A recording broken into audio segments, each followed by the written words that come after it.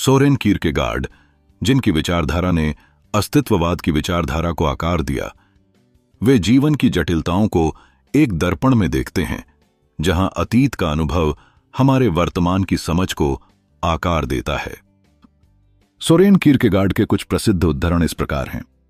यह बिल्कुल सच है जैसा कि दार्शनिक कहते हैं कि जीवन को केवल पीछे की ओर देखकर ही समझा जा सकता है, लेकिन वे दूसरी बात भूल जाते हैं कि इसे आगे की ओर से जीना चाहिए, न कि भूतकाल में ही अटके रहें।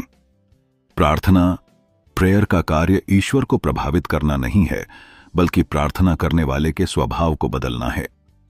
लोग विचार की स्वतंत्रता, फ्रीडम ऑफ थॉट के बदले में अभिव्यक्ति की स्वतंत्रता, फ्रीडम ऑफ स्पीच की मांग करते हैं, जिसका वे शायद ही कभी उपयोग करते हैं। चिंता स्वतंत्रता का चक्कर है। Anxiety is the dizziness of freedom.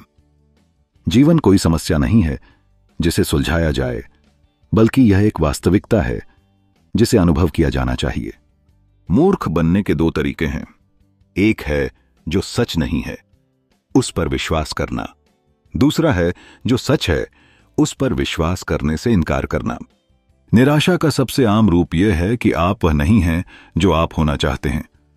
शादी करो और तुम्हें इसका पछतावा होगा। शादी मत करो, तुम्हें इसका भी पछतावा होगा। शादी करो या मत करो, निश्चित रूप से तुम्हें इसका पछतावा होगा ही। यदि दुनिया की मूर्खता पर तुम हंसो तो तुम्हें इसका पछतावा होगा।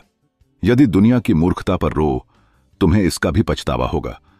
दुनिया की मूर्खता पर हंसो या उस पर रो, तुम्हें इसका पछतावा होगा ही।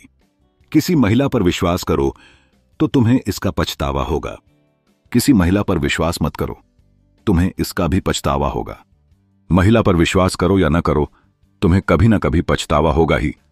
खुद को फांसी पर लटकाओ, तुम्हें इसका पछतावा होगा। खुद को फांसी मत दो, तुम्हें इसका भी पछतावा होगा। खुद को फांसी पर लटकाओ या मत लटकाओ, तुम्हें इसका भी पछतावा होगा। चाहे तुम खुद को फांसी पर लटकाओ या न लटकाओ, तुम्हें इसका दोनों ही तरह से पछतावा होगा। सज्जनों, यही सभी दर्शनों का सार है। सोरेन कीरकेगार्ड। सबसे बड़ा खतरा, खुद को खोना, दुनिया में बहुत ही चुपचाप घटित हो सकता है, जैसे कि यह कुछ भी नहीं है। कोई भी अन्य नुकसान इतनी चुपचाप नहीं हो सकता। कोई भी अन्य नुकसान, एक हाथ, एक पैर, $5, एक पत्नी आदि, निश्चित रूप से कभी ना कभी तुम्हारे ध्यान में आएगा ही। मैं यह सब पूरी तरह से देखता हूं। दो संभावित स्थितियां हैं, या तो कोई यह कर सकता है या कोई दूसरा यह कर सकता है।